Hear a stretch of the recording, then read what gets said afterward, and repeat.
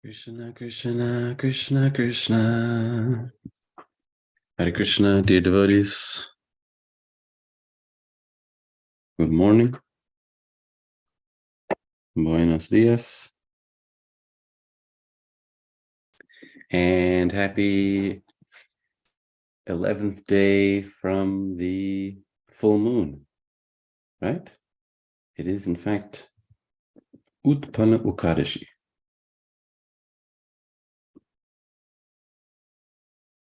So happy Ekadashi. It's the mother of devotion. Although I'm a bit partial to Dwadasi myself. Okay. Sing a little quietly so as not to wake my children. Jaya Radha Madhava Jaya Kunja Vihari Jaya Radha Madhava Jaya Kunja Vihari Gopi Jannavalabha Jaya Girivaradari Jaya Girivaradari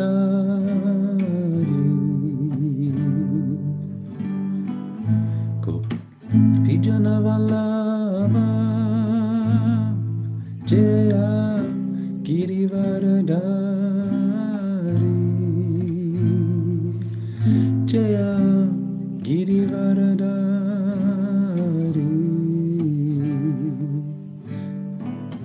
Jaya Shodanandana Jaya Braja Janaranjana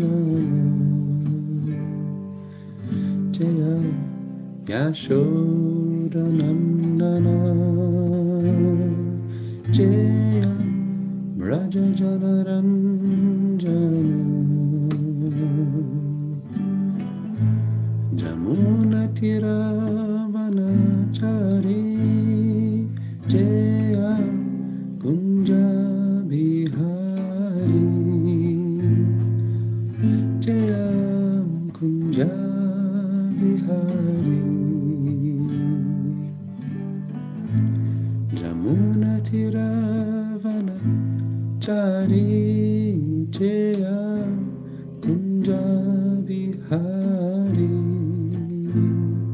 Jaya Jaya Kunja Bihari Jaya Radha Madhava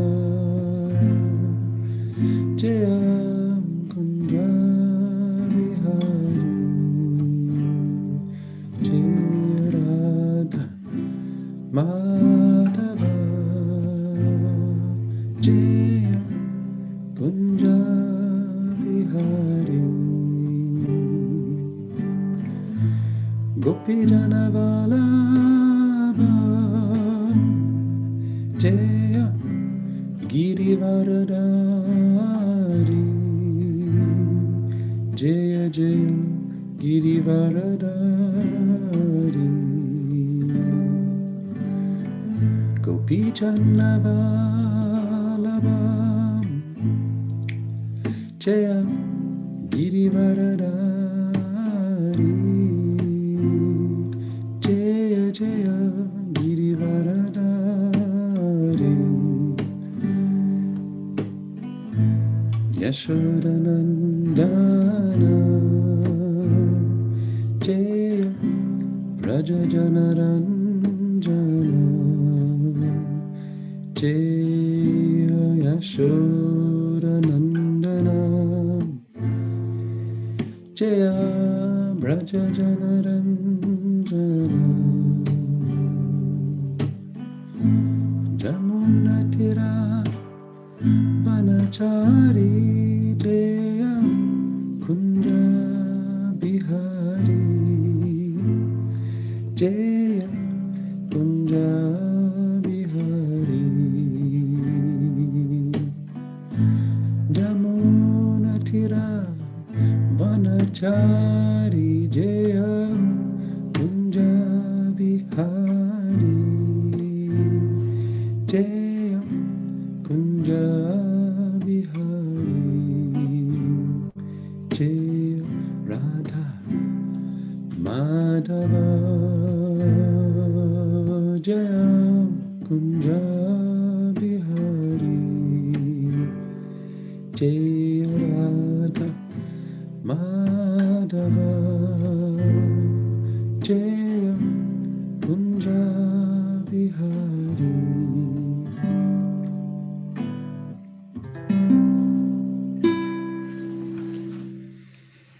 Jai Shri Radha Damodar Ki Jai Jai Om Vishnu Pada Paramhamsa Brihvajakacharya Stavtara Sata Shri Srimad Divine Grace Shrulesi Bhaktivedanta Swami Prabhupada Ki Jai Jai Om Vishnu Pada Paramhamsa Brihvajakacharya Stavtara Sata Shri Srimad Divine Grace Srila Bhakti Siddhanta Saraswati Thakur Goswami Maharaj Prabhupada Ki Jai Grantaraj Srimad Bhagavatam Ki Jai Nitai Gaur Premanandi Hari Hari Bol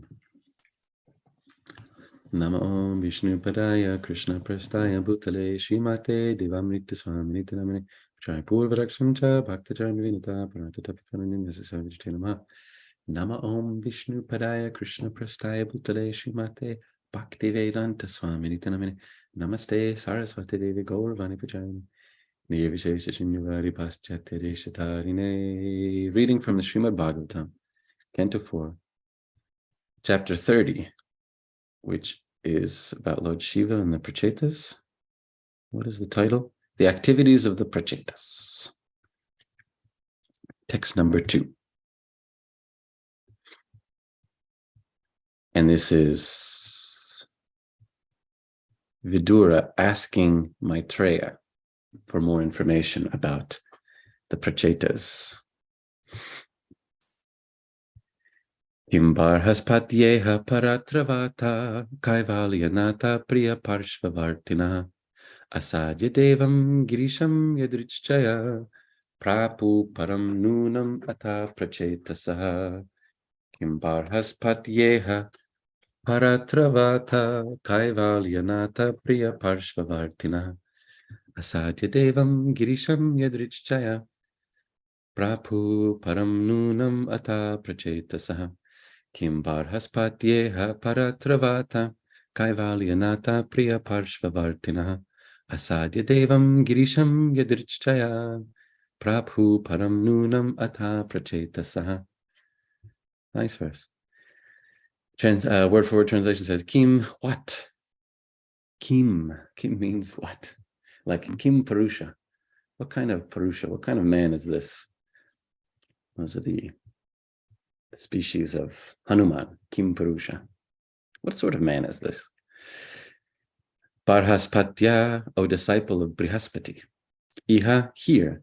Paratra, in different planets. Va, or ata, as such. Kaivalyanata, to the bestower of liberation. Priya, dear. Parshvavartinaha, being associated with. Asadya, after meeting.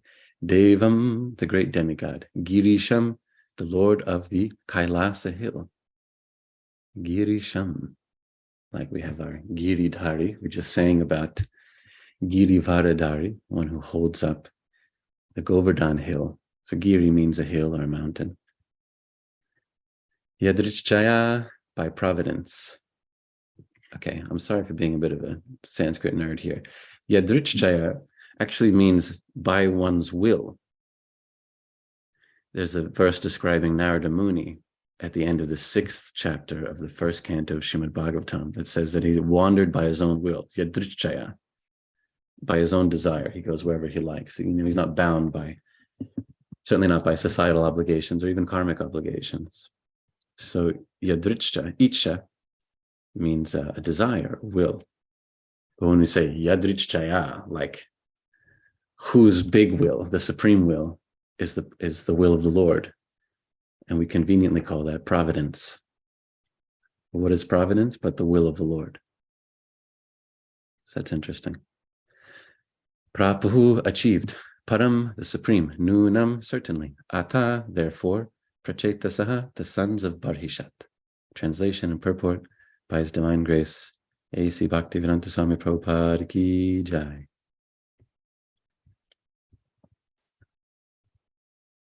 My dear Barhaspatya, that is Maitreya, what did the sons of King Barhishat, known as the Prachetas, obtain after meeting Lord Shiva, who was very dear to the Supreme Personality of Godhead, the bestower of liberation? Certainly they were transferred to the spiritual world, but apart from that, what did they obtain within this material world, either in this life or in other lives?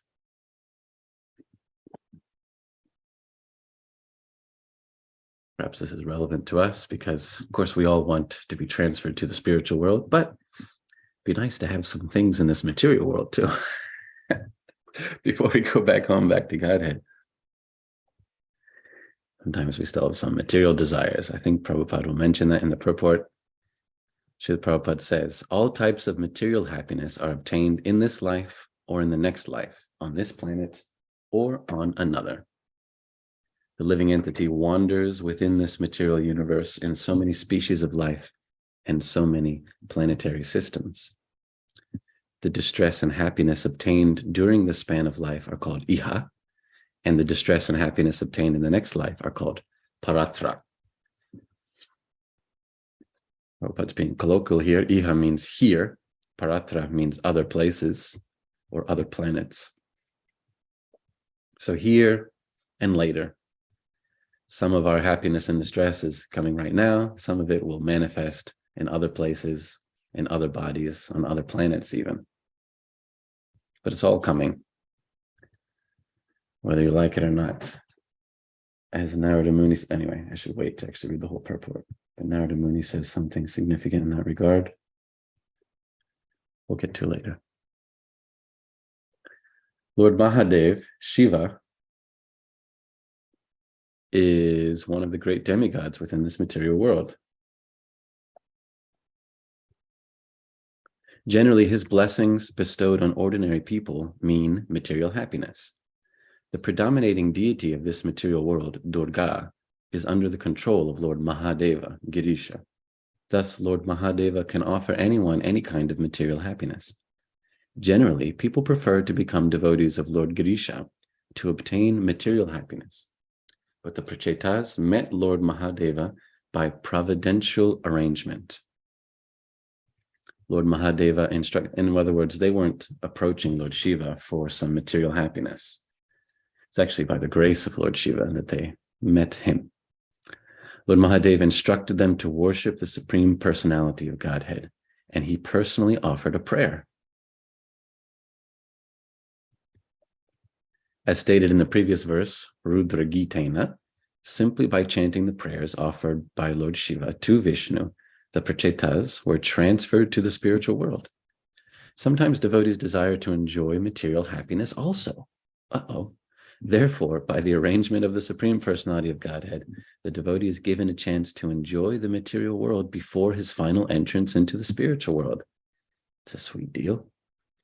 Sometimes the devotee is transferred to a heavenly planet, to Janaloka, Maharloka, Tapaloka, Siddhaloka, and so on.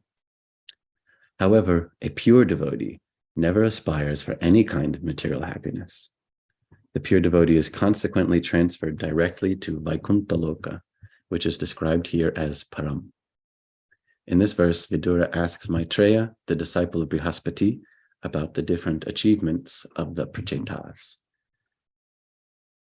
Prabhupada ki jai.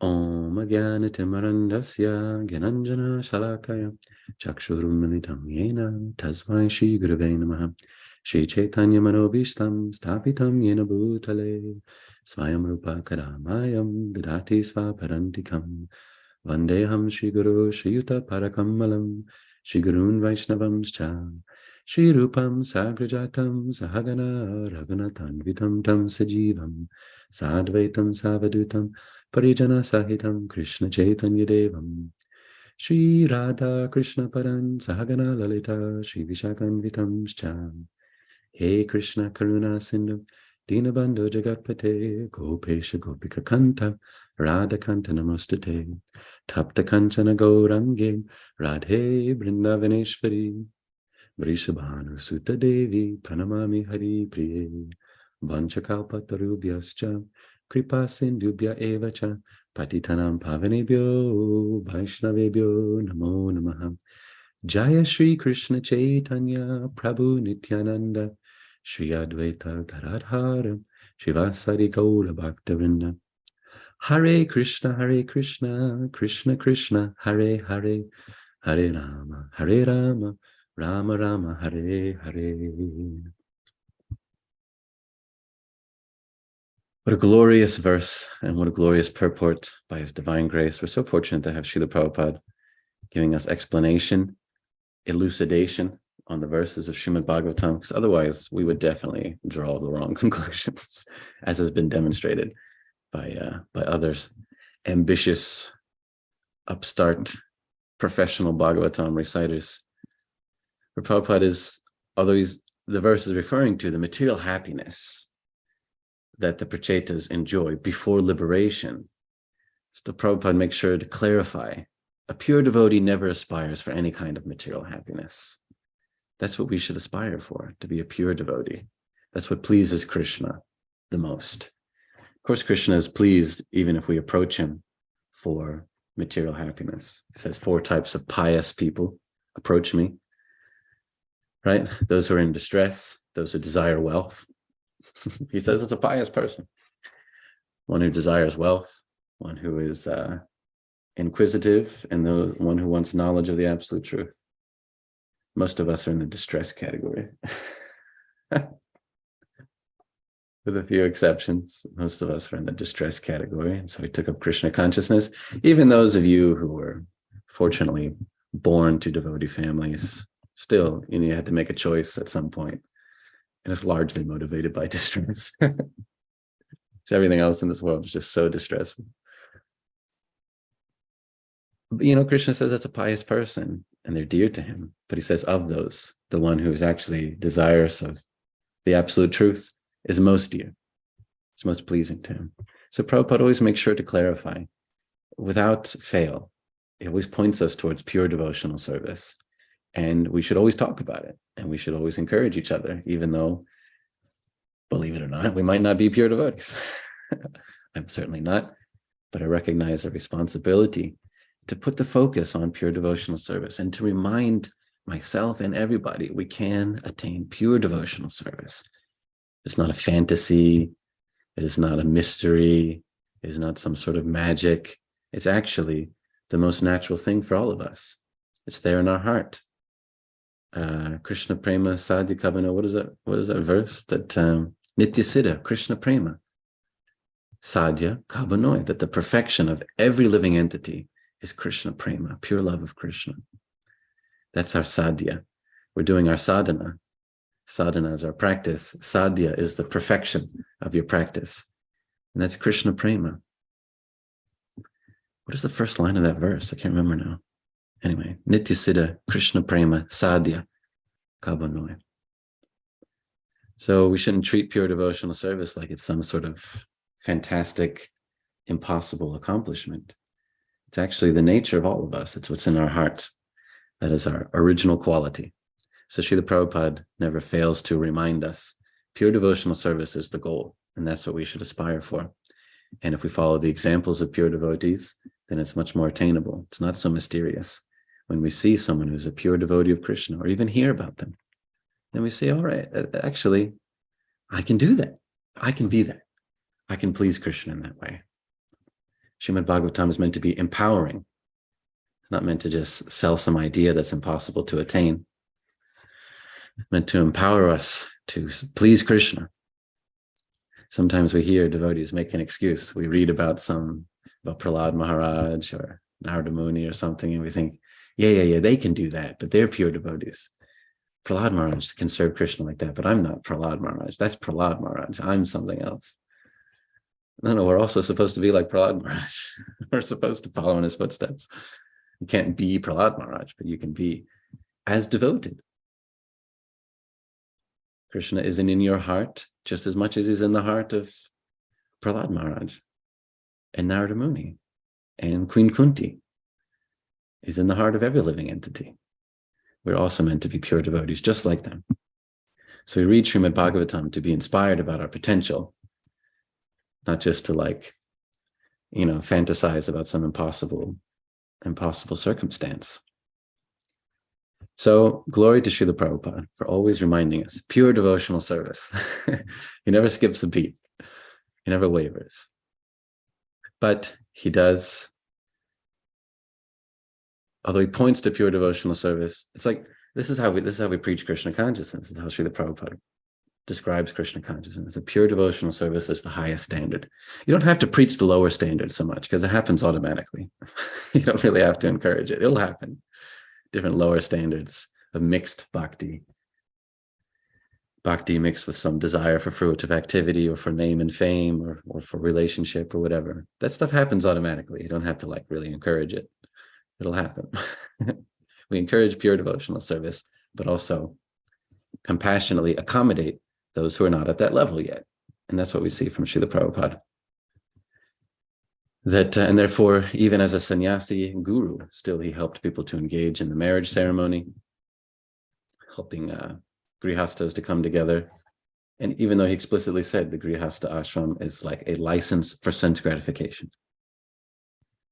So Srila Prabhupada encouraged grihastas. He even engaged in marrying some of his disciples, which is unusual for a sannyasi guru.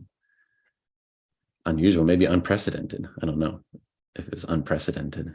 Certainly he got some flack from his god brothers. But he's accommodating material desire, knowing that this will help people to come to the level of pure devotional service eventually. If they follow the sadhana, they will attain the sadhya, Krishna prema. I mentioned some time ago different statements from Srila Prabhupada, even about sex, sexual enjoyment. But he always pointed at the highest standard, As Krishna says, that sexual activity is just meant for me, to produce Krishna conscious children. So there's accommodation, but we should know that the standard is pure devotional service. And that's the goal. That's where we're headed. We should not be distracted from that goal in any way. Then Prabhupada says in this purport that sometimes devotees desire to enjoy material happiness also. Therefore, by the arrangement of the Supreme Personality of Godhead, the devotee is given a chance to enjoy the material world before his final entrance into the spiritual world. Well, that sounds nice, huh? Sign me up for that program. I tried the whole renunciation thing for a few years. Now I'd kind of like to try the enjoyment before attaining the spiritual world program. But that enjoyment, we should see that in the case of the Prachetas, it's the will of providence, providential arrangement. They met the devotee, they met Lord Shiva, they were blessed with material enjoyment and also liberation. But that's the providential will of the Lord. For most of us, of course, we endure our karma, and you can hardly do anything about that. So some will enjoy, others will suffer. Some things that we think are enjoyment in others is actually their suffering. Some things that you think is your suffering would be someone else's enjoyment. It's all very relative. It's all very complicated.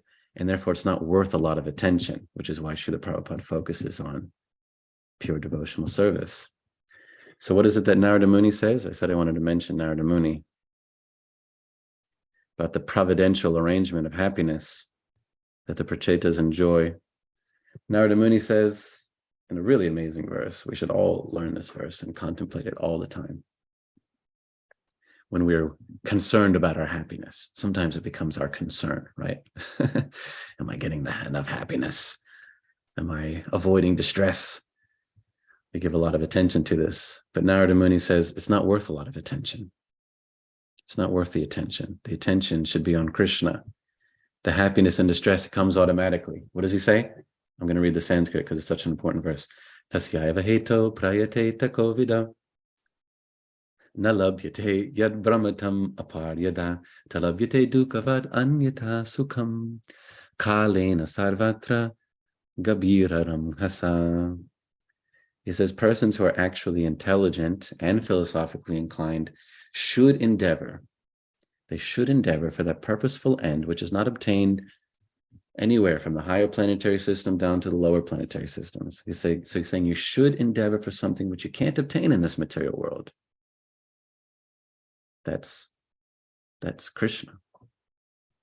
He says, as far as happiness and distress is concerned, as far as happiness derived from sense enjoyment is concerned, it can be obtained automatically in course of time. Kalena sarvatra. Just as in course of time we obtain miseries, even though we do not desire them. This is really important to think about, which is why he says it's for the kavi, kovidaha. It's for those who are really philosophically inclined. You have to think about this. Endeavoring for happiness and distress isn't worth your time. Those things happen automatically. Well, he says particularly your happiness happens automatically, just like your distress happens automatically. But we never really think about it in that perspective. We put a lot of endeavor in for happiness. If I could read you this first canto, chapter 5, text number 18. We put a lot of energy into obtaining happiness, but we don't really consider that it happens automatically, just like distress happens automatically. We don't put in effort to obtain distress. Nobody wakes up in the morning and thinks, I'd love it if, the power went out and so there's no hot water. And it would just be fantastic if I stubbed my toe on the dresser. And that when I sit down on the toilet, there's no toilet paper and it's in the other room. And it'd just be great if I've got a parking ticket outside. No one's like endeavoring for these things, but they happen. I can list 1,000 other miseries that we experience every single day. And nobody's like made a plan for that. Nobody's tried to arrange it. Nobody's gone to bed at night thinking, well, let me first leave the refrigerator door open before I go to bed so that in the morning, all my milk will be spoiled. But it just happens. We don't endeavor for these things, but they happen automatically in course of time. And so Narada Muni is saying, think, Kovi. Kovidaha. Kavi is an intelligent, philosophically inclined person. He says, so think. If your distress happens automatically in course of time, your happiness is also happening automatically in course of time. It's just the karma that you're getting. And so therefore you don't have to endeavor for it. This is hard for us to really accept because, especially those of us who are American, or if you're here now, then you're practically American. We're all about, it's our individual endeavor. It's all about getting something from this world. You got to go out and get it, grab it, do it yourself. Got to be ambitious and bold, and rugged individual. Can't be like these strange people in the East who just accept can't be like these lazy, apathetic Easterners who just accept their position, who have some sort of philosophical justification for their status in life. Of course, most Easterners are not like that anymore, but that was the philosophy for a long time. Now, of course, they're trying to compete with Westerners as much as possible. But it's kind of like our American ideal. Just get as much as you can. It's all on you. So Narada Muni is saying it takes a very philosophically inclined person to get this. Your happiness comes automatically. It's a sort of providential arrangement. You have your karma, upadrashta anumantacha, bharta bhokta maheshvara, the super souls in the heart, as the supervisor and the permitter of your happiness. He enjoys. He's actually the enjoyer, and he's the one who gives permission that you may suffer or enjoy in this way or that way. The arrangement is already there. So Narada Muni is saying, if we're not going to endeavor for that material happiness, if you recognize really that it just comes automatically in the course of time, then what should you endeavor for? It's actually a positive injunction verse. He says you should endeavor for that purposeful end which is not obtainable by wandering from the topmost planet down to the lowest.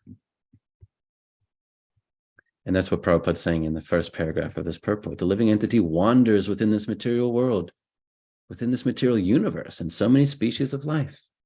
We're just wandering around. Brahmanda Brahmite Kona. We all know this important verse. Brahmanda Brahmite Kona Bhagyavan Jivan Guru Krishna Prasad Paya Bhakti Lata bija. Sri Chaitanya Mahaprabhu said this to Rupa Goswami in his instructions to him, that the living entity is just wandering through the whole universe. Brahmanda, Brahmita. Brahmanda means this universe, this one enclosed universe. Brahmite. Brahmite means just wandering, sort of aimlessly. And we've done it. Lord Chaitanya is saying we've done it in every species of life. Every jiva has just wandered around. We've been all the way up at the top. We've been down low. It's like some country song. I've been high and I've been low, or something like that. We've been all over the place. We've been through so many different species, so many different situations, iha and paratra, here and there and everywhere.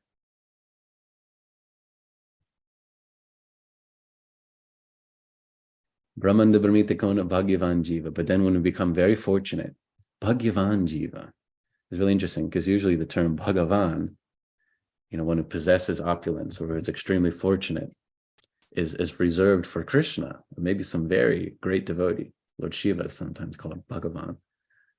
But here, Lord Chaitanya is saying Bhagyavan Jiva.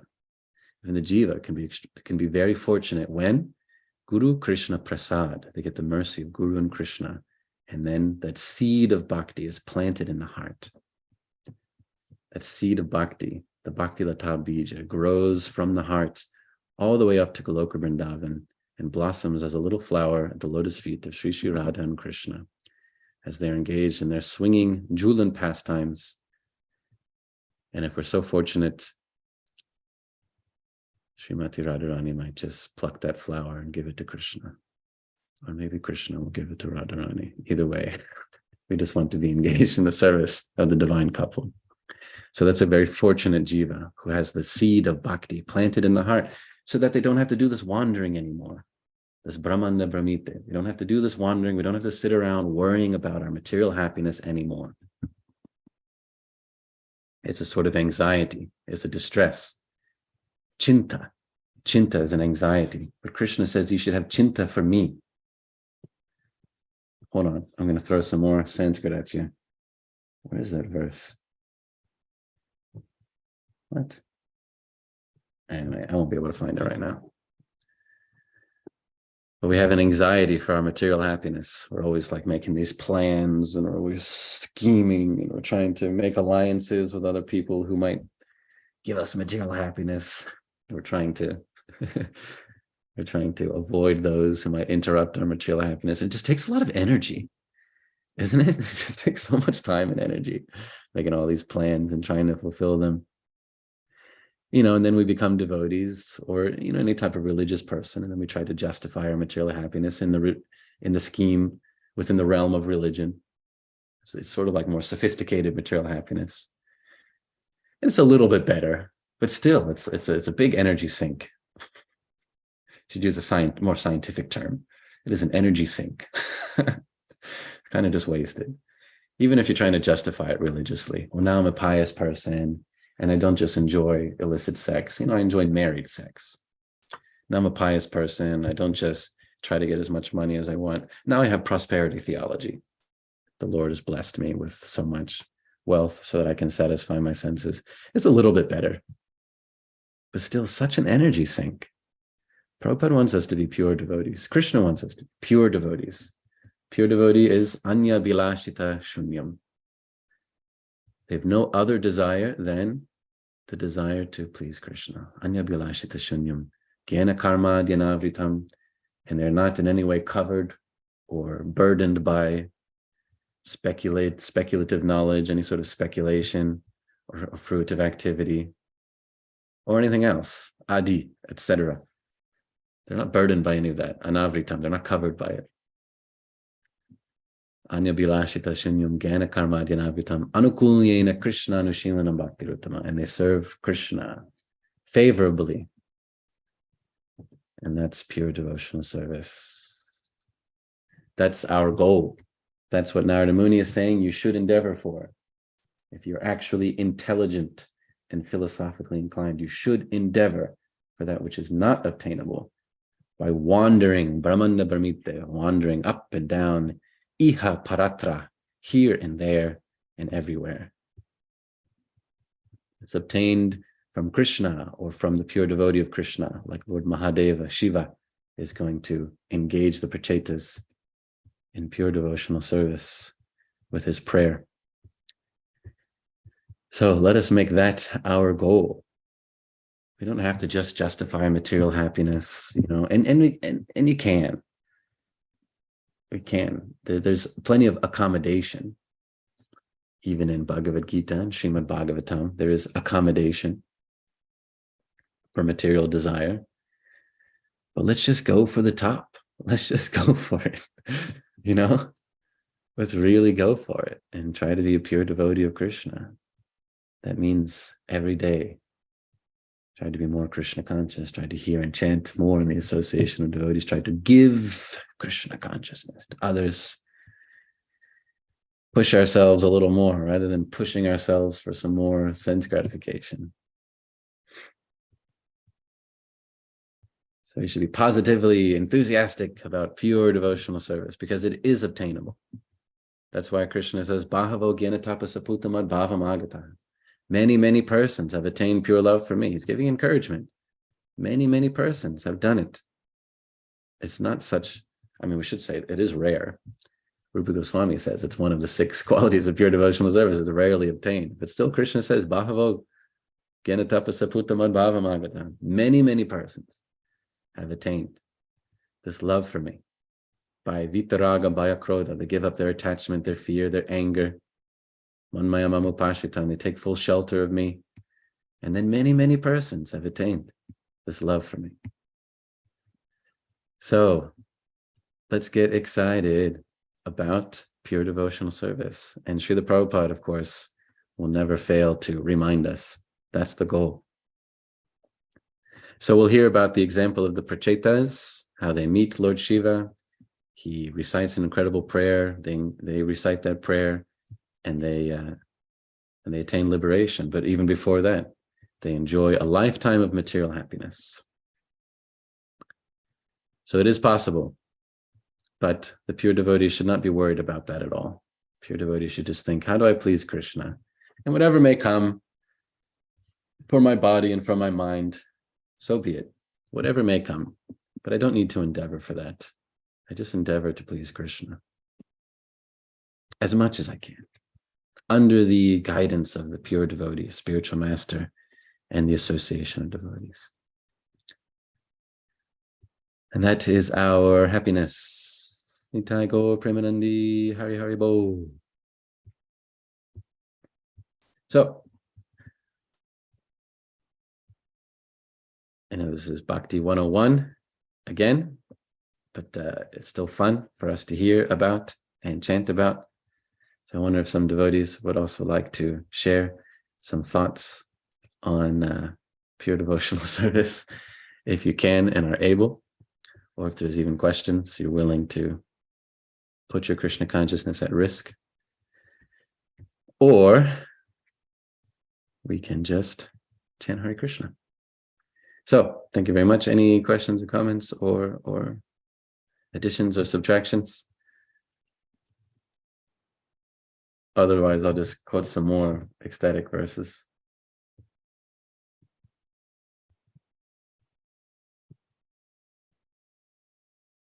Okay, here it comes. More ecstatic verses. Hare Krishna. We gotta get over. Oh, yes, Hare Krishna Tarika Prabhu. I don't want to interrupt ecstatic verses, but if no one's got a comment or question, I almost always have something.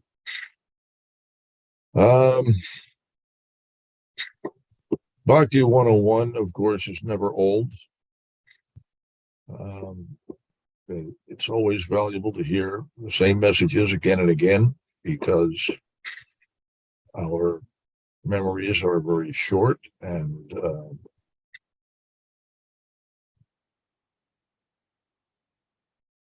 attention span, and we need to hear the same old things again and again. And so Srila Prabhupada created the what was my brain skipping a beat again, another senior moment, the well, the program, of course, was morning and evening classes, um, constant hearing. And actually, we used to hear much more um, all throughout the day, constant repetition of everything that we had heard. And in the evening, there was also reading. Morning was Srimad Bhagavatam class. At breakfast, we heard Sri Chaitanya Charitamrita. Lunchtime, we would sometimes hear Krishna book. Then evening, there was Bhagavad Gita class, as well as a reading from the Nectar of Devotion. And over hot milk in the evening, Krishna book reading again. Anyway, Bhakti 101 never gets old. A few times you mentioned suggesting that to have the opportunity to enjoy within the scope of material nature before going to the spiritual realm was a sweet deal. And this actually is, of course, not the position of is that any detour, any delay in matter of reuniting with Krishna is actually hellish. They don't regard it as any kind of a blessing at all. If I have to take another birth in the heavenly planet, even worse than an additional birth on Earth. Worse than that is a birth in the heavenly planets, where my duration of life is very, very long. So I have to wait a very long time before I get to go back home. And the standard of enjoyment is very high, so I am easily distracted, and becomes easy to forget Krishna. So pure devotee is praying that he will not succumb to that hellish fate of having to go to the heavenly planets as a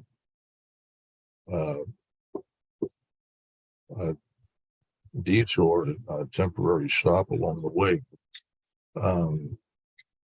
But that is something which commonly happens because the living entities still have some material desires. Srila Prabhupada once commented that many of his disciples would go to heavenly planets before return. But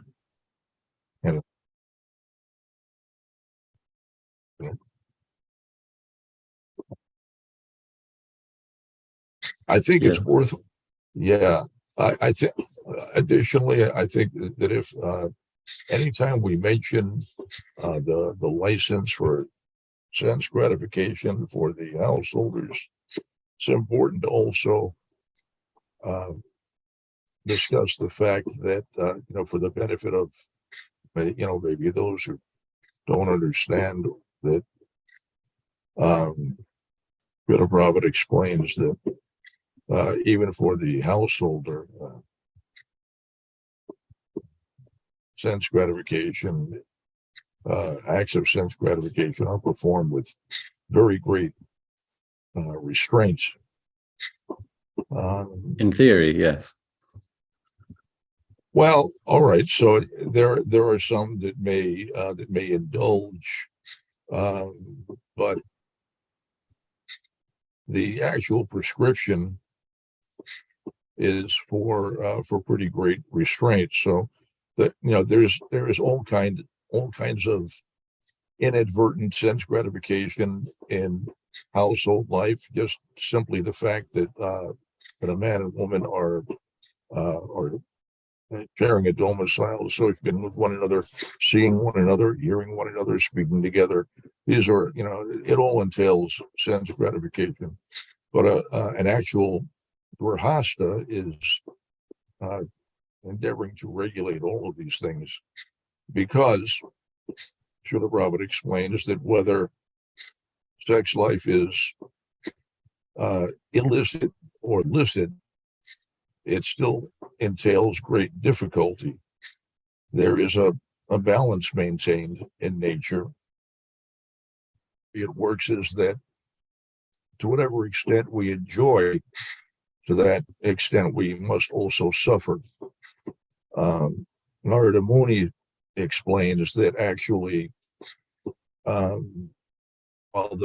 that principle is a fact, actually there is an imbalance. The suffering side of the scale is always greater. I'm sorry, Prabhu, I'm not familiar with this concept. However Really? much we enjoy, we must also suffer. Yes. Yep. Okay. I wonder if you could show me some Okay. reference to that effect. I know you're Don't- the reference Acharya. You got all sorts of stuff in your library. Don't have it immediately available. I'll dig it up for you. But Okay. yes, that is principle of material life, that there are consequences for everything, and for whatever enjoyment is there. There is suffering that also comes as a result. But Narada Muni says that the suffering actually is greater than the enjoyment. In any case, householders, part of household life, which is important to understand, that it's a great science. There is a whole process. Household life actually begins with the brahmacharya ashram. Brahmacharya ashram is preparation for the household ashram. As a brahmachari, an individual learns how to control his mind and senses. He learns how to, it's a requisite preparatory for household life. Otherwise, an individual is at a disadvantage. He will succumb to every pitfall of household life. A dangerous situation. Srila Prabhupada has stated that for most devotees, the household ashram means that their progress in spiritual life will be more or less suspended. They will make no advancement or little advancements. It's just a very difficult situation, very, very distracting. The sense gratification that is available, though there is a license for it, it still has a very deleterious effect on the devotee. The fact that there's a license doesn't mean that there is no ill effect. There still, it's still, what is the word? That indulgence of sense gratification, even when it is authorized, still has ill effects. Anyway, I think it's important to, yeah, Okay. yeah, just important to remember that household life is not just all sweetness and light, and the best of both worlds. Get to be Krishna conscious and have my sense gratification. There's a stiff price to pay for the sense gratification, and yes, and that price is going up. Literally. In the worst scenario, your spiritual progress is seriously stymied or together, or in some cases, an individual may actually go backwards. So I wanted to add those things. Thank you. Hare Thank you, Krishna. Dada. Thank you for reminding us that yes, any sort of sense gratification, any sort of material enjoyment, even in a religious way, is playing with fire. And we should follow Prabhupada's example and encouragement to just aspire for pure devotional service and not try to justify so many things, so many attachments. Leela Kishori Mataji has asked a question in the chat. She says, she says some nice things. And then how do you or any of the devotees in this class practice surrendering your attachments, fear, and desires to Krishna? In addition to the prescribed methods, chanting the holy names, hearing about the Lord's pastimes, and association with devotees, what do you do when these things come up on a daily basis? For example, concerns about health or the well-being of others. How to surrender your attachment, fear, and desire to Krishna. I guess you're referring to that chapter 4, text 10 verse in Bhagavad Gita, Vita Raga Bhaya Krodha. Because that's what Krishna says, attachment, fear, and desire.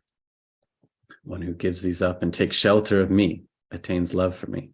So you should read that verse in purport. It's a really nice purport where Srila Prabhupada describes the whole Shraddha to Prem method. First we have some faith, then we have sadhu sangha, then we have some bhajana kriya, engagement in devotional service, and then we have some,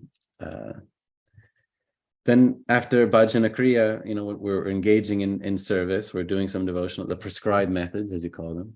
And then there's the anartha nivritti, all the unwanted things in the heart that gradually dissipate, like our attachments, our fear, our anger. They go away through the anartha nivritti stage of bhakti. But that stage can take many lifetimes. We read about this in Chaitanya Charitamrita last night. Bahu janma kariyari shravana kirtanam tavatanapaya Krishna paripremadana. The anartha nivritti stage might take many lifetimes. Still worth it.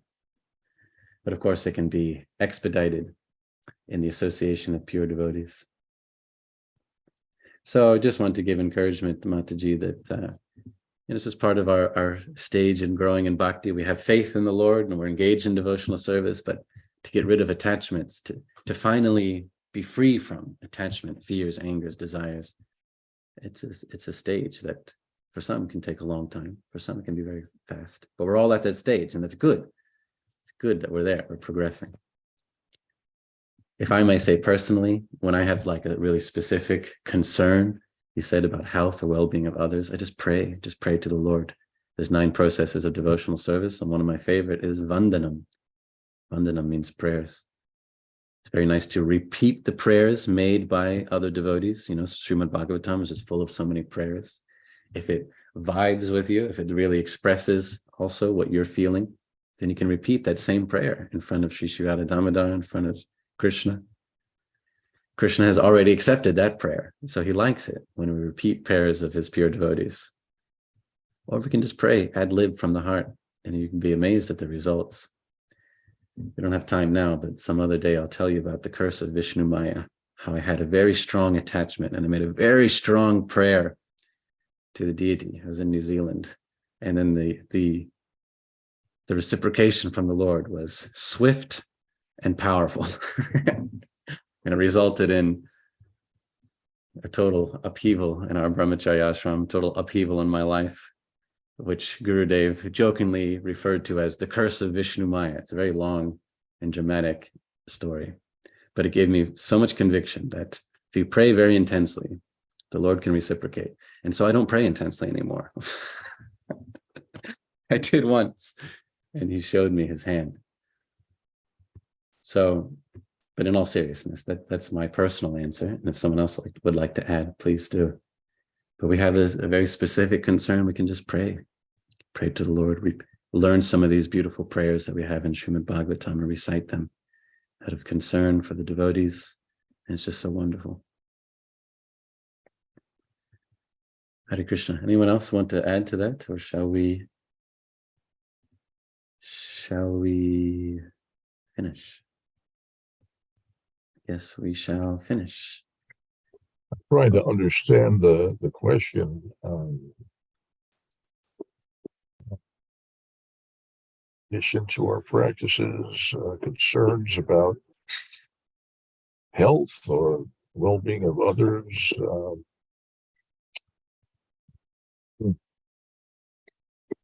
Everything has its place in Krishna consciousness.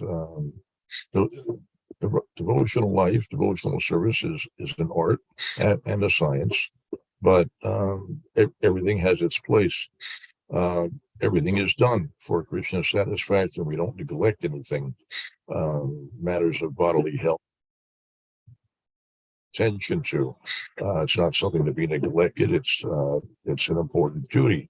We have to maintain our health and so that we can render devotional service effectively. We have sometimes obligations to others. All kinds of obligations that have to be met. We have responsibly and dutifully. We may, it may be awkward in the beginning trying to juggle all the different aspects of our life, but everything has its place in devotion. It's a question of just establishing a comfortable balance.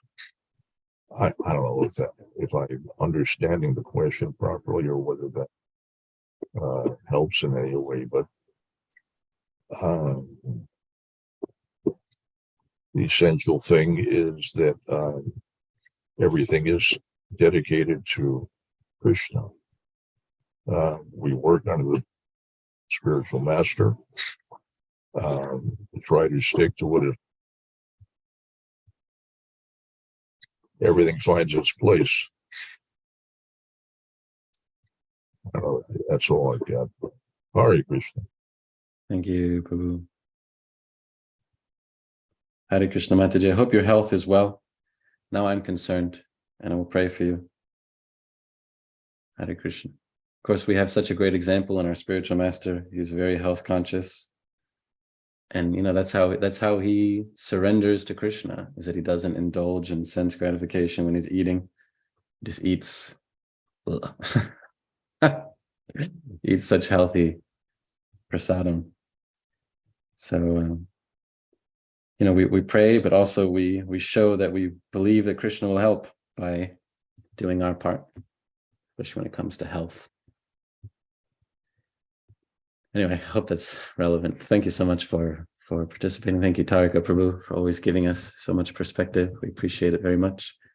Thank you, everybody, for being present.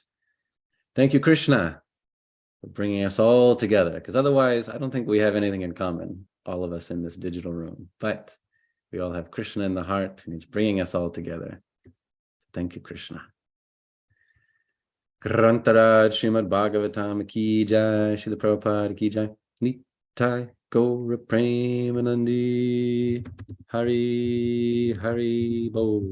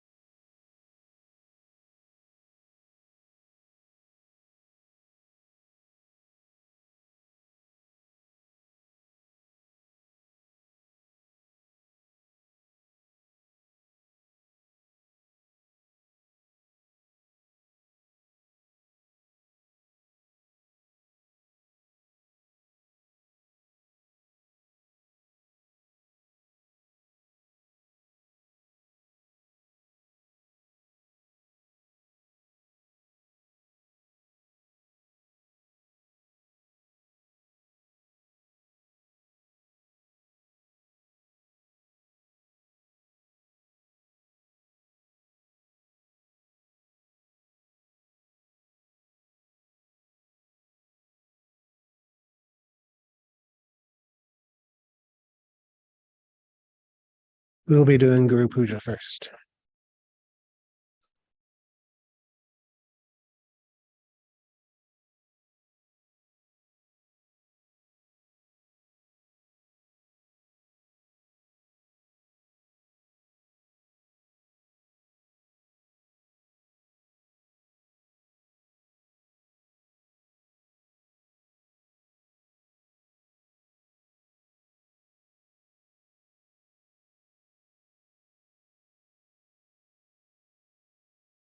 Jaya Prabhupada, Jaya Prabhupada, Prabhupada.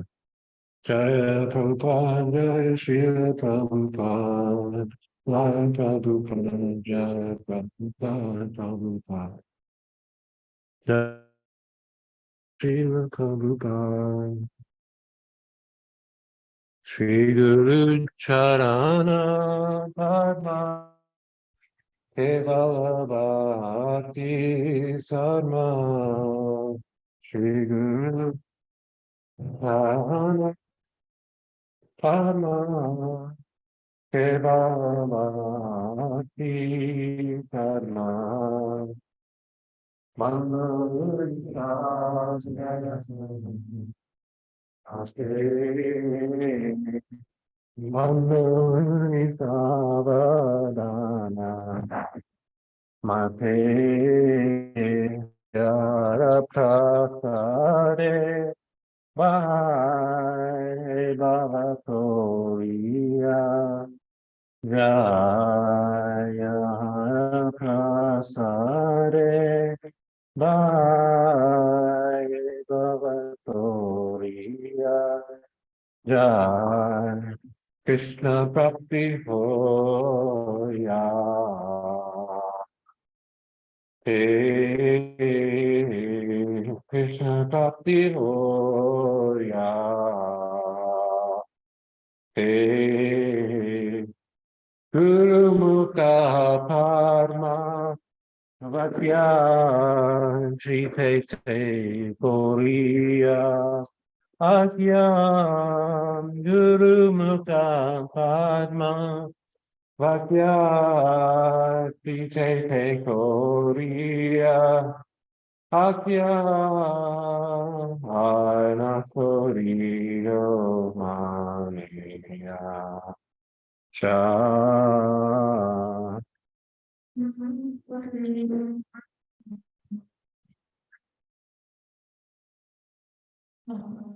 Shri Guru Charane Rati He Serutama Gati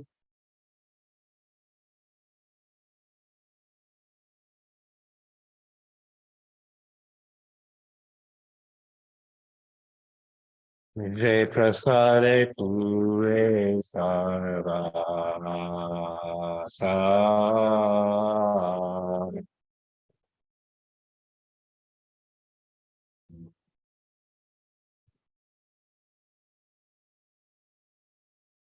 Chakudana Diyoge Janme Janme Abhute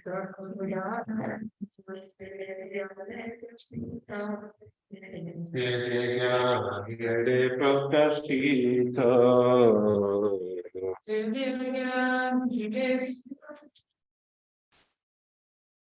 Prema Bhakti Yahaite Avidya Vinatsa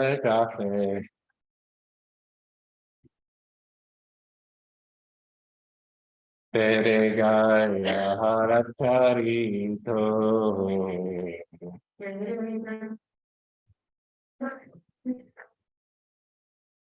Sri Guru Karuna Sindhu Haramagana Haravadu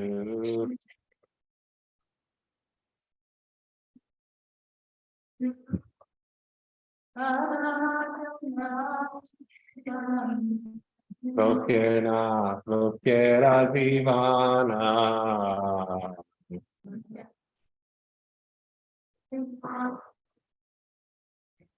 Aha Prabhu Koro Doya Deho more parachaya.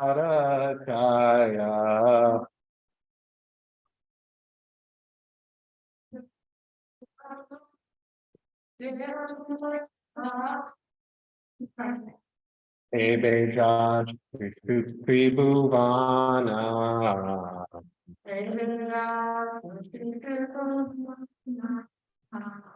Srila Prabhupada Patita Pavana.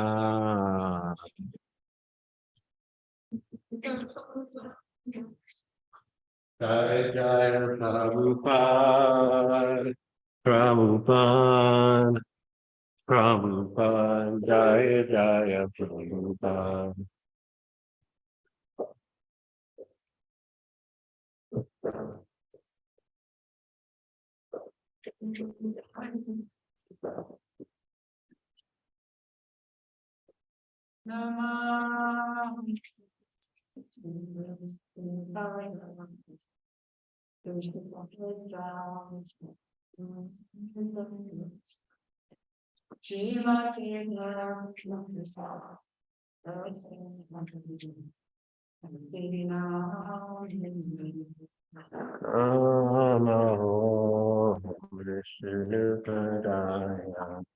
Krishna Prastaya Bhutale Srimad Bhakti Vedanta Swami Nipinam.